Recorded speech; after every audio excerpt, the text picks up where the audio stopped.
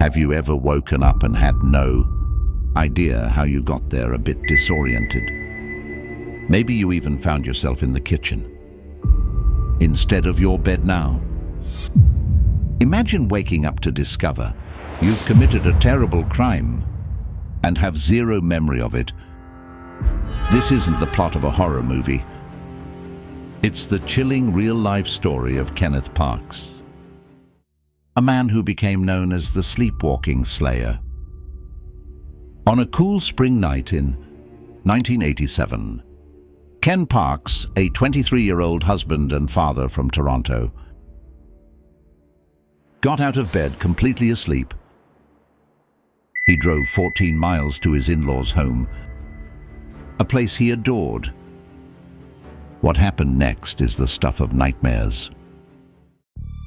While still in a deep state of sleep, he attacked his mother-in-law, Barbara Ann Woods, and his father-in-law, Dennis Woods. Tragically, Barbara did not survive. When the sun rose, Ken Parks found himself at a police station, hands covered in blood, uttering the haunting words, "I think I have killed some people." My hands, he had no recollection of the drive, the attack, or how he got to the police. He was in a state of utter confusion and distress.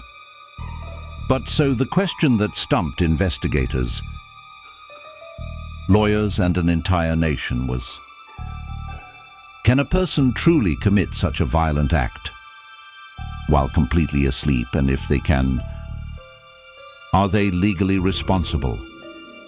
This is where the case gets incredibly complex. The defense team brought in a lineup of sleep experts. They argued that Parks was suffering from a severe case of somnambulism or sleepwalking triggered by extreme stress.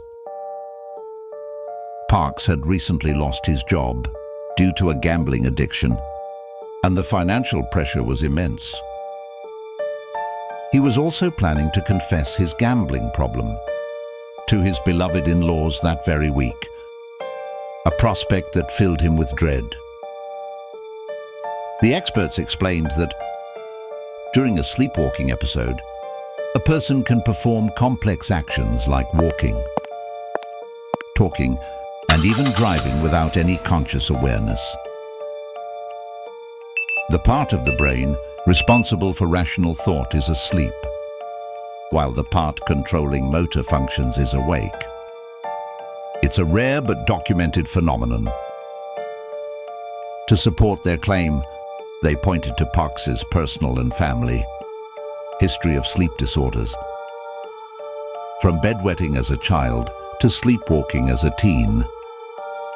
The signs were there on the night of the incident. Parks had been up for over 24 hours,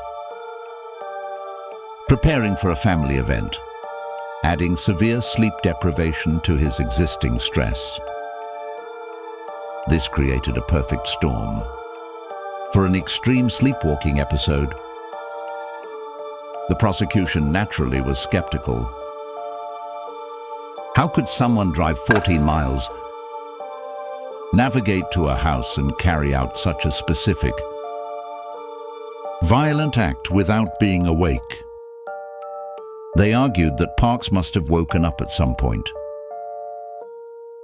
that he must have had some level of consciousness, and therefore was responsible for his actions. They tried to paint a picture of a man who, perhaps in a fit of rage over his financial troubles, consciously decided to harm his in-laws. But the evidence just didn't line up with that theory. Parks had a very close and loving relationship with his in-laws. They were his biggest supporters. There was no motive, no history of violence, nothing to suggest he would ever intentionally harm them. Even his injured father-in-law, Dennis, testified in his defense, calling him a gentle giant. The jury was faced with an unprecedented decision. They had to weigh the horrific outcome against the bizarre and almost unbelievable explanation of sleepwalking. Was this a case of a man getting away with murder? Or was he a victim of his own malfunctioning mind? And automatism, as the law calls it. After days of deliberation, the jury came back with a verdict. That shocked the world. Not guilty. They acquitted Kenneth Parks of all charges. The Supreme Court of Canada later upheld this verdict, agreeing that Parks had acted involuntarily. The court ruled he was not acting with a conscious mind, and therefore could not be held criminally responsible. The case of Kenneth Parks forced the legal and medical worlds to confront the dark and mysterious corners of the human mind. It raises profound questions about free will, consciousness, and culpability. Where do we draw the line between a conscious act and an unconscious one? Can our bodies betray our intentions while we sleep? Parks' story is a tragic one for everyone involved.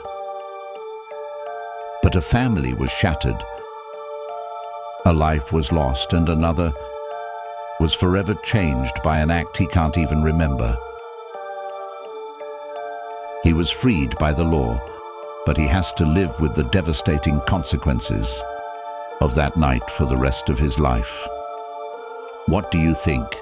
Was justice served, or did a killer walk free? It says, a case that continues to be debated in law schools and sleep clinics to this day. Let me know your thoughts in the comments below. Thank you so much for joining me on this deep dive into one of history's most fascinating and haunting legal cases. If you found this story as compelling as I did, please hit that like button and subscribe for more content just like this. Stay curious, and I'll see you in the next video.